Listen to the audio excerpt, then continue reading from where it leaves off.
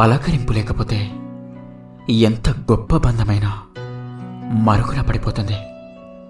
అందుకే మీకు ఎంత తీరిక లేని పనులున్నా మన అనుకునే వాళ్ళ కోసం కొంత సమయాన్ని కేటాయించండి. ఏమీ జరగకుండానే కథగా అల్లే మనుషుల మధ్య నిజంగా బ్రతకడం కూడా తప్పే. అవసరాన్ని బట్టే మనుషులు.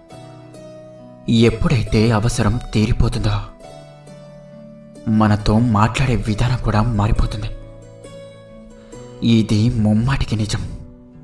ఎవరు ఎంత అందమైన వేషం వేసినా కాలం వారి వారి నిజ స్వరూపాలను, అలాగే గుణాలను ఎప్పుడో ఒకప్పుడు ఏదో విధంగా బయటపడేలా తప్పకుండా చేస్తుంది. జ్ఞాపకాలనేవి చాలా గమ్మత్తైనవి. కొన్నిసార్లు వద్దన్న